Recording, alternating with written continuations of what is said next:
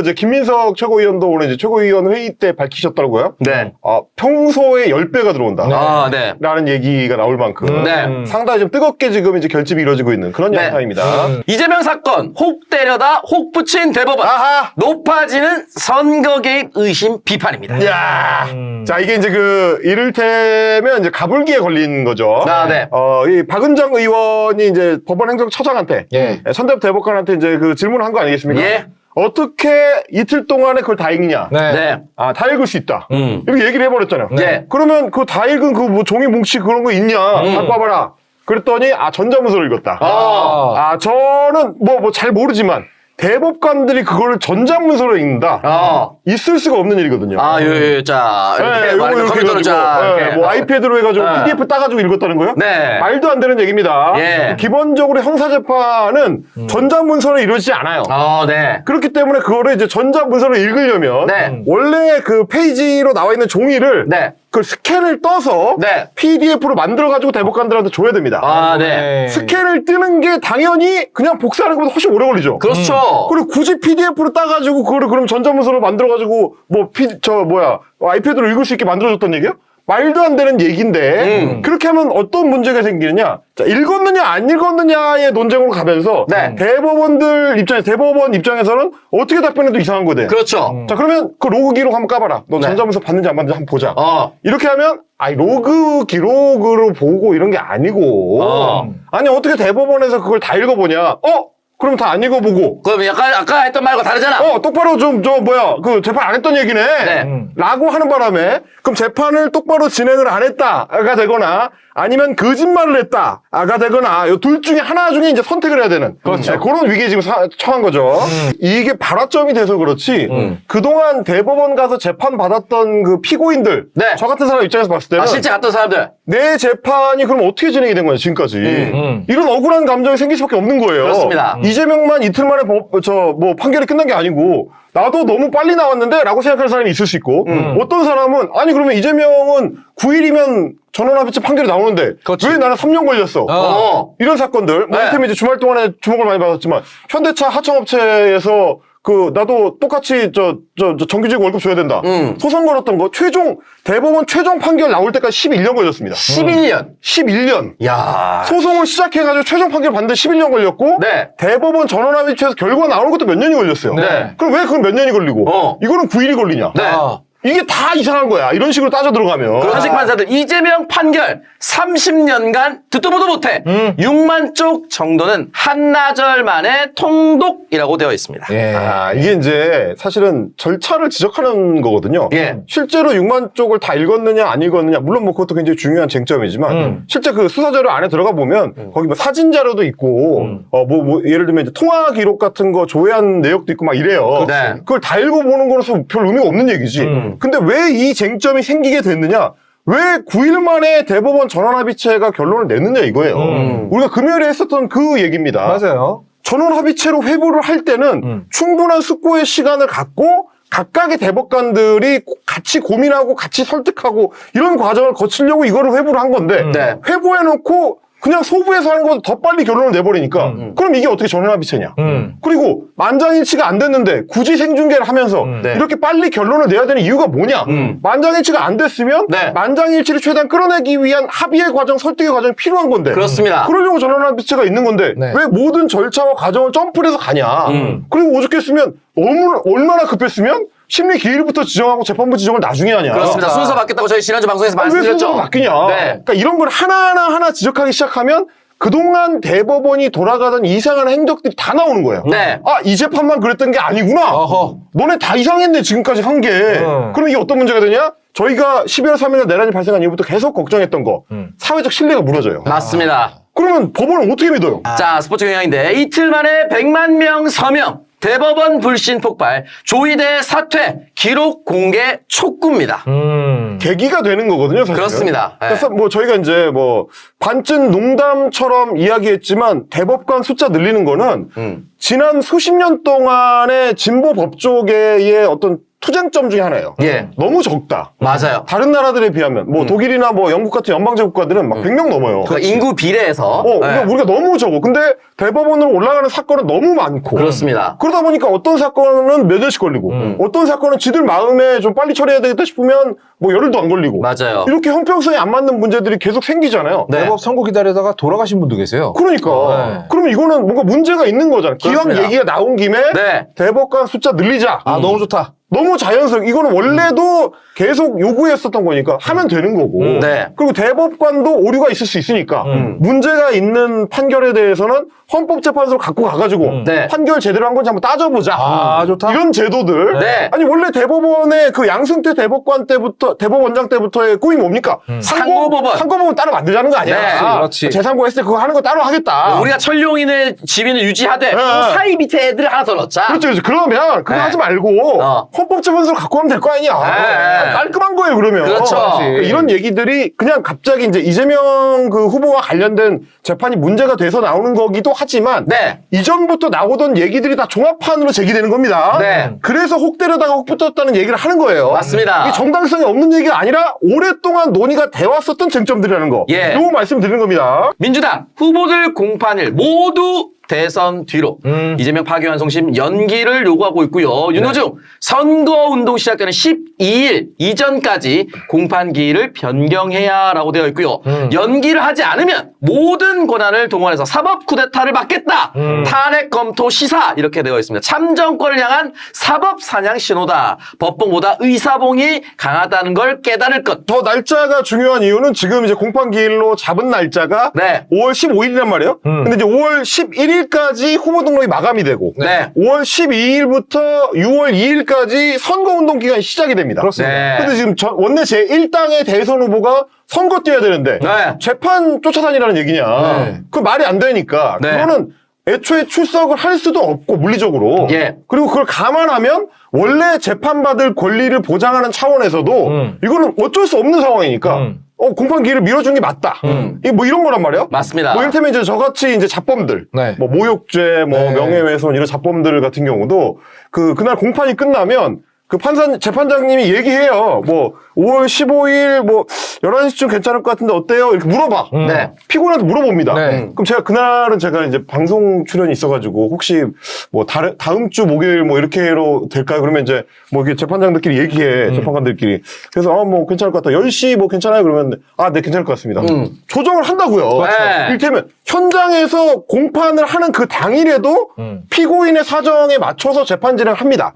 그건 원래 이 사람이 아직 유죄 확정 판결을 받기 전까지는 그렇지. 범죄자가 아니기 때문에 그 상태에서는 아직까지는 이 사람의 사정을 봐줘야 될 의무가 어쩌면 재판부에 있어요. 네. 아니 근데 그 다른 것도 아니고 제1당 후보로 선거를 뛰어야 되잖아. 그럼 어떡합니까? 하루 까먹으면 하루 까먹는 만큼 몇 %가 날아가는데. 그럼요. 엄청 중요한 국면인데. 특히 우리 같은 재판은 더 불쌍해 보이기 때문에 그렇죠. 더 잘해줘요. 잘해줘요. 그럼요. 왜냐면 뭐 나경원을 비롯해서 국민의힘 국회의원들 같은 경우는 벌써 6년째 재판받고 있잖아요. 그렇죠. 말도 안 돼요. 아예 시작도 안 하는. 1심을 6년째 받고 있어요. 예. 아니 그런 게 어딨냐라고 생각하지만 네. 사정이 있을 수 있잖아. 그렇죠. 주말 동안에 이제 민주당에서 긴급 의원총회를 하면서 네. 여러 가지 그 아이디어들이 종합이 됐는데 뭐 아까 말씀드렸던 뭐 헌법재판소로 재판 결과를 가져간다든지 뭐 대법관을 늘린다든지 뭐 이런 것도 있었지만 네. 내란 사태 관련해 가지고 과연 지금 뭐 지기현 재판장이 주도하고 있는 1심 재판을 믿을 수 있느냐? 뭐 앞으로 있을 재판들에 대해서는 그럼 신뢰할 수 있느냐? 그렇지. 그래서 그러면 어떻게 해야 되느냐?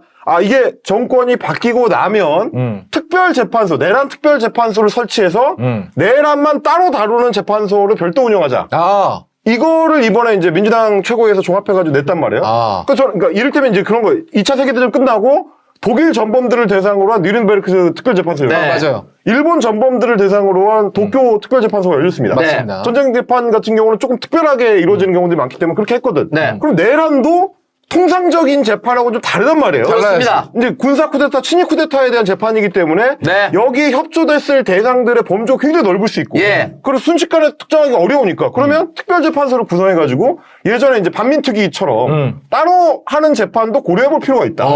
구성을 어떻게 할지는 이제 상권분립에 맞춰서 이제 우리가 고민을 해봐야 되겠지만 네. 그거는 뭐 여야 합의할 수 있지. 약간 특검처럼 이제 새롭게 딱 그것만 그렇죠. 위해서 특검이 수사해서 특별재판소에서 별도 재판을 하는. 단독 민주당 조희대 포함 대법관 10명 탄핵안 준비 착수할 듯이라고 되어 있습니다. 네. 자, 날짜의 문제입니다. 결국 이제 5월 15일에 공판이 열리느냐 여부에 따라서 연기되느냐 안 되느냐 그렇죠. 이거죠. 예. 그러면 이제 그 지난번에 최상목 경우랑 좀 비슷한 거예요. 네. 일단 탄핵안을 준비를 해서 네. 본회의에 상정을 해놓는 거죠. 그리고 이제 방아쇠는 언제든지 당길 수 있게 세팅해 놓는다. 그렇습니다. 뭐 이런 계획일 수가 있습니다. 그리고 이제 고법의 움직임에 따라서 대법이 어떻게 될지를 예측을 좀 할 수 있는 상황이 오면 뭐 그때 이제 그 탄핵안을 상정을 한다든지 뭐 여러 가능성들을 아마 민주당에서는 염두에 두고 네. 다양한 시나리오를 준비하고 있는 것 같아요. 사실 민주당 지도부가 그 고민을 가장 많이 하거든요. 그렇습니다. 저희도 몇 번씩이나 말씀드리지만 사실 정치인들 밥 먹고 그것만 하는 직업인데 맞아요. 지금은 다른 국면도 아니고 대선 국면이에요. 네. 이 한 번의 선거에 뭐 말하자면 나라의 운명이 결정이 되고 그럼요. 당의 미래가 달라지고 나의 정치적 운명이 다 딸려 들어가는 거예요. 네. 지금 선대위에 참여한 사람들은 이제 돌아갈 수가 없어. 그럼. 그러니까 그 고민을 죽자고 합니다. 네. 일테면 뭐 나보다 한 50배쯤 고민을 더 많이 할 김민석이 여러 고민을 해가지고 페이스북에다 1번, 2번, 3번, 4번 항목 쫙 올리잖아요. 아, 너무 멋져요. 그런 결과들을 아마 뭐 믿고 이제 지켜봐야 될 지지층 입장에서 그럴 측면이 있어요. 왜냐하면 최종 결정 결국 대표 역할을 동시에 수행하고 있는 후보가 하는 거기 때문에 예. 그렇지. 이재명 후보는 우리가 아무리 고민을 하고 걱정을 해봐야 네. 자기 일이고 자기 일. 네. 엄청난 고민을 하고 최종 결정을 이제 이재명 후보가 할 거기 때문에 이게 가장 좀 이런 국면에서 상황을 어렵게 만드는 게 내부를 향한 내부에서의 공격입니다. 네. 네. 지금 국민의힘이 얼마나 개판나고 있는지 여러분 보시면 네. 저렇게 갔을 때 내부에서 내부를 공격하는 게 사실은 왜 자꾸 이런 일이 일어나냐 보통 제일 쉽기 때문입니다. 맞아요. 네. 제일 쉬워. 그게 이제 정치적으로 할 수 있는 가장 좋은 수라서 보통 그런 짓들을 정치인들이 많이 하는데 요것보다는 지금 뭔가 이제 집중해야 되는 포인트를 민주당 지도부나 이 선대위에서 이제 방향을 맞출 때마다 거기에 맞춘 화력 지원이 더 중요할 수 있다. 네. 뭐 이런 포인트를 말씀드리는 겁니다. 서명운동을 김민석 최고위원이 제안을 했고 거기에 이제 많은 그 민주당 지지층 내지는 뭐 이제 여러 시민들이 몰리면서 서명운동 뭐 지금 이제 60만 명을 좀 넘고 있다라고 하고요. 예. 그리고 이제 로그 기록을 정보 공개하라라고 이제 하는 요청도 오늘 오전 기준으로 했을 때 한 2만 5천여 건, 한 3만여 건 가까이가 지금 늘어나고 있는 뭐 네. 그런 상황인 것 같습니다. 지금 이제 대법원이 뭔가 해명을 하는 과정에서 자기들끼리도 이 좀 혼란스러운 거예요. 네. 예, 법원행정처장이 또 나와서 이야기할 때 박은정 의원이 그때 질의를 했었는데 6만 쪽이 넘는 걸 어떻게 며칠 만에 다 보냐 이제 이랬더니 보긴 다 봤다. 거짓말이었어요. 얘기를 한 게 사실은 어떻게 보면 이제 일종의 이제 함정이 된 거죠. 그렇지. 다 봤다. 어떻게 다 보냐? 그럼 뭐 문서를 뽑아본 기록을 뭐 보면 되는 거냐라고 했더니 전자문서로 봤다. 어허. 근데 이게 이제 결정적인 문제인 거죠. 아마 뭐 알 수 없습니다만 천대엽 그 법원행정처장 입장에서는 그 기록을 봤다라는 게 자기 머릿속에 있는 어떤 뭐 요약된 내용이든 혹은 뭐 재판 연구관이 가져온 자료든 뭐 그런 걸 얘기하는 건지 모르겠습니다만 이제 국회에 나와서 했었던 발언의 전체적인 맥락은 6만 쪽 넘는 자료를 어떻게 그 짧은 기간에 다 보냐에 대한 답변이었기 때문에 네. 그럼 다 봤다고 자기들이 얘기한 셈이 돼버리는 거거든요. 그러면 결국 이제 절차적 하자가 있는 걸로 국민들이 볼 수밖에 없는 거고 네. 그 해명하는 과정에서 그러면 그 기록들을 다 봤다는 걸 해명해야 되는 게 되는 거라서 네. 좀 이제 이상한 상황이 지금 대법이 처해버리는 이 네. 상황이 된 겁니다. 본질적인 부분을 타격하는 거기 때문에 대법원도 입장이 이랬다가 저랬다가 이제 헷갈리고 있는 상황인 건데 그러니까 왜 이렇게 빨리 진행이 되느냐. 이게 이제 전원 합의, 전압으로 이제 회부한 재판 중에서는 거의 뭐 이례적이다 혹은 뭐 전례를 찾아볼 수 없다라는 수준으로 빨리 진행이 된 거기 때문에 네. 전압 회부하고 나서 9일 만에 판결이 나오는 경우가 어디 있느냐. 이거는 어떤 판사든지 다 공통적으로 이야기를 합니다. 자기는 본 적이 없다. 그러니까 이런 어떤 전례 없는 일을 할 때는 이유가 조금 더 특별해야 되는데 그러면 이제 이재명이라는 피고인 한 명한테만 적용되는 그런 특별한 이유가 도대체 뭐냐. 똑같이 공직선거법 재판을 받는데 다른 사람들은 100일 넘게 걸리고 왜 이재명만 9일이면 끝나냐. 이제 이런 부분에 대해서 해명이 안 되는 거예요, 사실은. 예. 그러니까 절차의 문제거든요. 엄밀히 말하면 6만 쪽의 재판 기록을 읽어봤냐라고 물어보는 건 일종의 함정인데 왜냐면 어차피 못 보거든요. 그렇지. 그리고 엄밀히 말하면 대법원의 대법관들은 그걸 다 읽어볼 이유가 있는 건 아닙니다. 법리상으로 문제가 있는 것도 아니고 불법적인 것도 아니고 네. 그 자체가 문제인 것도 아니고 오히려 대법원의 어떤 그 본질로 들어가면 다 읽는 게 이상한 거예요. 그걸 다 읽는 건 1심 재판부, 2심 재판부에서 하는 거고 대법원은 원래 이제 1심과 2심이 어떤 쟁점에서 갈라졌는지 그중에서도 2심에 어떤 문제가 있었는지를 법리만 따지면 되는 거거든요. 네. 근데 그거를 그렇게 설명을 못 하는 거죠. 왜냐면 너무 빨리 해버렸기 때문에. 네. 다른 재판들하고 굉장히 다르게 말하자면 이재명 후보만 특혜를 받아버리는 상황이기 때문에 모든 국민이 재판에 있어서 평등한 대접을 받아야 된다는 거를 자기들이 부정한 거거든요. 네. 그 부분을 제대로 해명을 못하니까 자꾸 함정에 빠지는 겁니다. 물론 자, 이제 그 예. 반대 의견을 낸 두 명의 대법관들은 뭐 명확하게 써놓긴 했습니다. 특히 이제 사실 해석의 여지가 없을 정도로 명확하거든요. 제대로 합의가 이루어지지 않았다. 전원합의부에서는 설득의 과정이나 이제 합의의 과정, 뭐 논리의 과정들이 다 충분히 보장이 돼야 되는 거고, 네. 그러기 위해서 전원합의체가 있는 건데 제대로 된 논의가 이루어졌다고 보기 좀 어렵다. 이 부분을 이제 명확하게 했기 때문에 네. 오히려 그 반대 의견 덕분에 무슨 일이 일어났는지를 이제 시민들이 좀 알게 된 거죠. 이렇게 이제 졸속으로 절차를 진행하면 안 된다. 근데 졸속으로 진행한 절차의 결과가 이번 판결이다. 네. 정당성 얻기 어려운 판결이고 이제 정치적 판결이라는 비판을 받을 수밖에 없다. 뭐 이런 얘기가 되는 겁니다. 그 인편으로 송달하는 거를 곧바로 조치했습니다. 근데 뭐 이제 변호사들한테 물어보니까 그게 아주 뭐 날짜에 있어서 핵심적인 요소는 아니라고 하긴 하더라고요.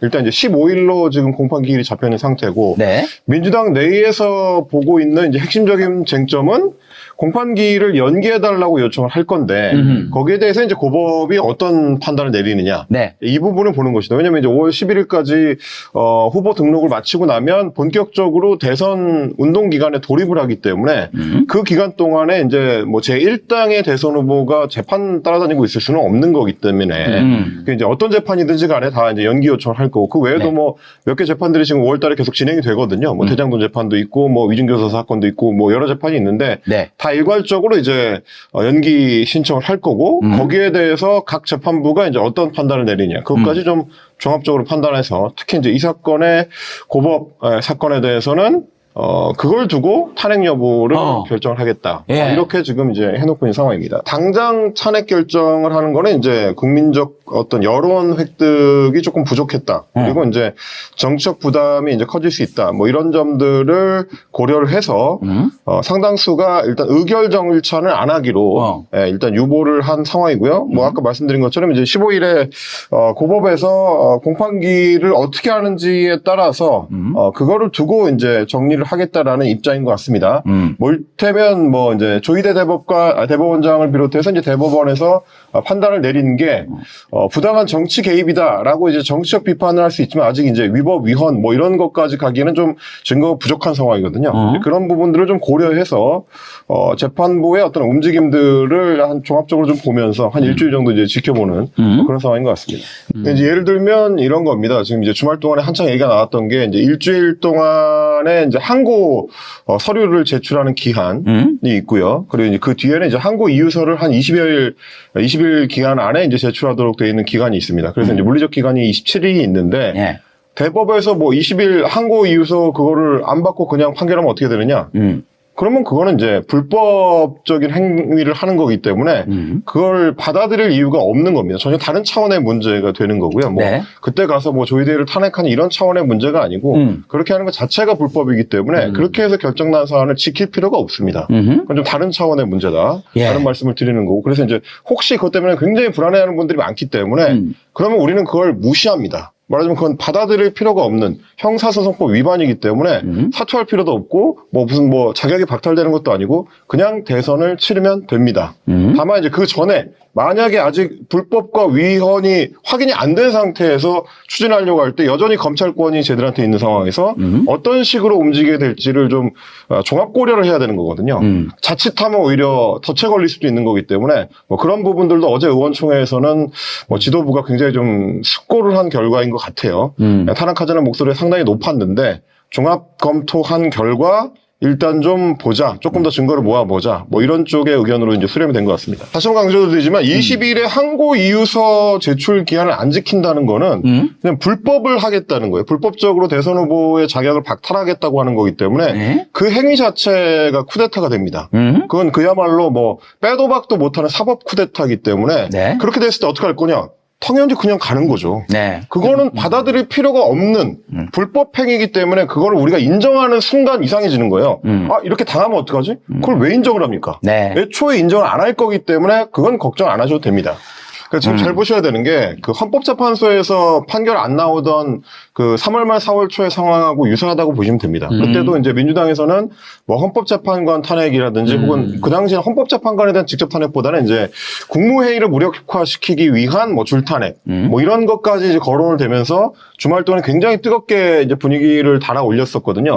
그런 다음에 그 압박의 정도가 강해졌을 때 헌법재판소의 최종적인 결정이 나왔었기 때문에 지금 민주당도 그 압박 수위를 높이는 단계에 있다.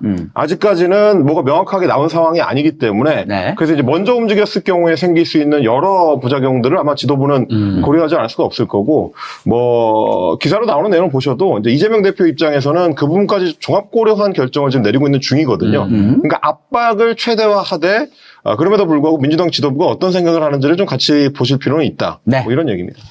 아. 결국 최종 결정은 대표이자 후보인 이재명 후보가 하는 것이기 때문에요. 예. 그러니까 사실 저는 제일 걱정이 민주당 내부에서 민주당 내부를 공격하는 흐름이 만들어지는 거거든요. 아, 그러면 안 되지. 그러니까 이제 조바심이 나면 이제 보통 그렇게 흘러가는 게 제일 좀 쉬운 방법이기 때문에 네. 그런 흐름이 잘 만들어져요. 저도 뭐 오랫동안 정치 관찰해서 본 거지만 그래서 제가 강조드리는 게 지도부의 판단, 민주당 지도부가 지금 어떤 고려를 하고 있을지 혹은 이제 후보가 어떤 결정을 할지 이런 것들을 좀 같이 보시는 게 굉장히 중요하다. 네. 예, 그런 부분을 말씀을 드리는 겁니다.